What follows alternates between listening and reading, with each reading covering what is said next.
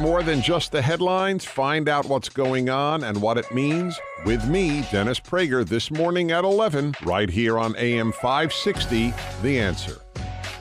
Good morning, Dan and Amy. So after his sit-down with Laura Ingraham, Carter Page sat down with Clinton Foundation donor Zero yesterday on Good Morning America. And some of it was a restatement of his discussion with Laura Ingraham, but this in particular was interesting. On Carter Page, this is the subject of the FISA warrant. That is the subject of the Nunes memo, and then ultimately the competing memo that apparently will be forthcoming for public scrutiny. Carter Page, the secret Russian agent man, or at least the FBI had some reason to believe, even though he had previously cooperated with and helped the FBI identify Russian spies in America, served America's interests effectively. Well, what was the nature of Carter Page's communications with President Trump? That seems to be an important question in the context of the Russian collusion narrative. And here's that exchange. But you've been under surveillance from the court since October 2016. Since that time, have you ever spoken to Donald Trump?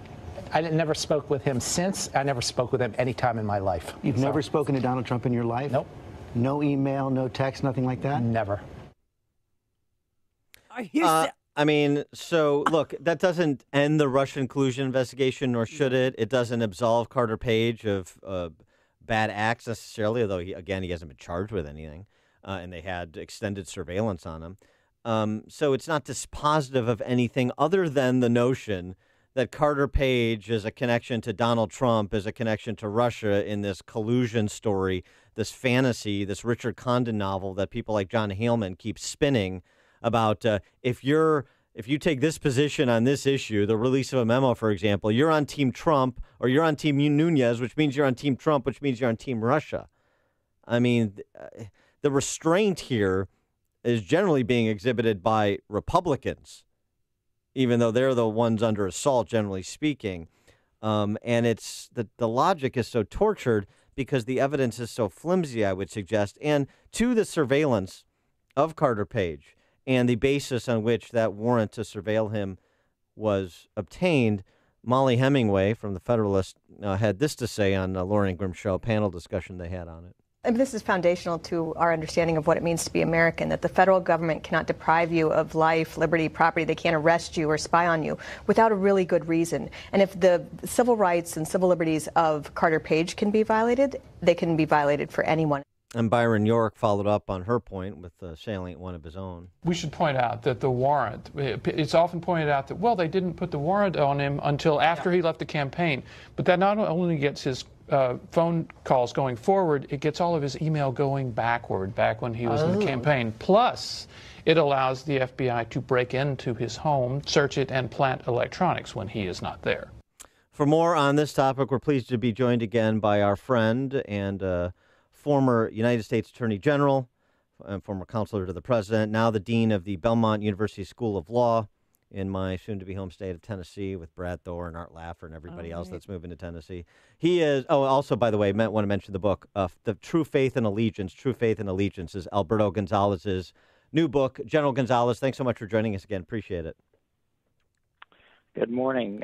This is from sunny Tennessee, nice and warm compared to Chicago. Glad to be in Tennessee. Yeah, exactly. Just lower rubbing it in. Property taxes must be nice. Just no income tax. Just no rubbing it in. Oh, that's right. Rubbing it in. General Gonzales, Attorney General Sessions said in an interview with the Washington Examiner that the FBI needs to have a fresh start. Said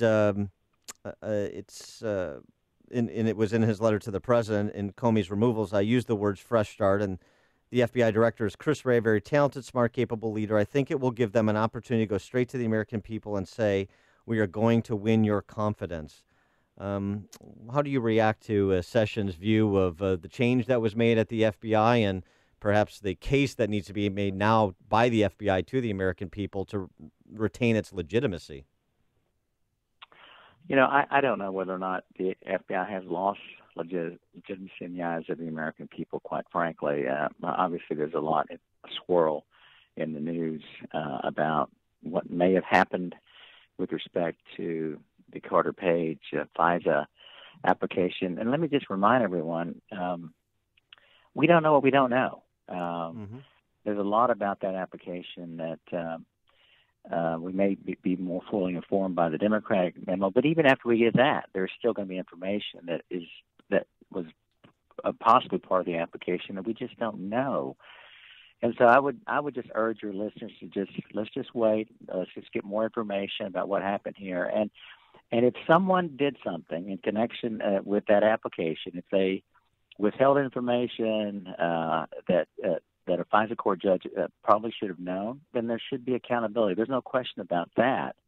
But we still don't know what happened. And again, I have a great deal of confidence still in Bob Mueller and in the Mueller investigation. And even if there were things that should not have happened with the Carter Page application, I still see no connection to the Mueller investigation. And I just would urge people to let things play out a little bit longer and just see what actually try to find out what actually happened. In an op-ed in the Wall Street Journal this week, a colleague of yours, former U.S. Attorney General himself, Judge McCasey, said, "What to do next? I believe at a minimum the public should get access to a carefully redacted copy of the FISA application and renewals so we can see whether officials behaved unlawfully by misleading a court. And Mr. Mueller's mandate should be defined in a way that conforms with the legal standard of his office. Both would go a long way toward assuring that we do more than talk about a government of laws." What do you think about those recommendations? I think with respect to the redaction of the FISA application, I think in order to protect the national security of our country, we're probably going to have a document that is so heavily redacted. I'm not sure it will be very beneficial. The other thing that I worry about, every time we release information with respect to a FISA application, it weakens our arguments in court challenges around the country of people who want to have access to FISA applications. The way that the FISA process is set up, accountability to the American people about the work of the Department of Justice is through the oversight of the Congress. Now, in this particular case, apparently Congress has been asking for information for a year, and for whatever reason, the Congress is saying the FBI has refused to turn over information. And I think I'd like to know why that is the case, if in fact it is true. One reason could be that the FBI is concerned that by turning over information that the Congress has asked for, it's going to jeopardize an ongoing investigation. That may be a legitimate reason, at least delay turning over information. But again, the way this system is supposed to work is that Congress provides vigorous oversight of the FISA process, but to completely turn over information that law enforcement and the intelligence community are both saying could hurt our national security, in my judgment, makes it more difficult to be successful in the courts when challenged to release that information publicly. So that's what I do have a little bit of concerns about that. So, yeah, President Trump, I mean, he released the memo, and that put him at odds with the FBI director, Chris Wray, who did not want the memo released. Now the Democratic version is on his desk since he did it for the Republicans. Should President Trump release the Democratic memo? He has 4 days to do so. I think as a matter of fairness, there's a narrative out there about this FISA application, and from my perspective, at most it only tells half the story. So I would people keep talking about many Republicans were talking about transparency. Well, this is all part of transparency, I guess. So let's release it. It may be heavily redacted, and so again, we're not going to have the complete picture because we don't have the FISA application and the information related to the application, and we shouldn't, quite frankly, again, because I think it hurts our national security. As I was saying earlier, just a few minutes ago, oversight is the way that our Congress intended through the FISA process to maintain the confidence of the American people in the work of the Department of Justice in connection with FISA applications.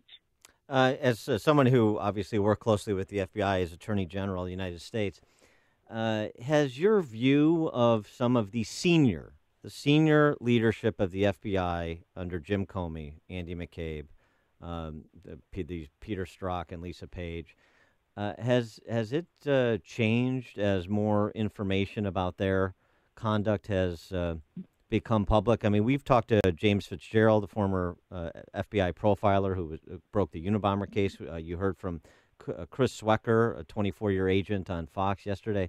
People saying, look, there was a cabal at the top of the FBI that was politicized under James Comey. This is not about the 35,000 rank-and-file agents who do their job and take bad guys off the streets and protect this country.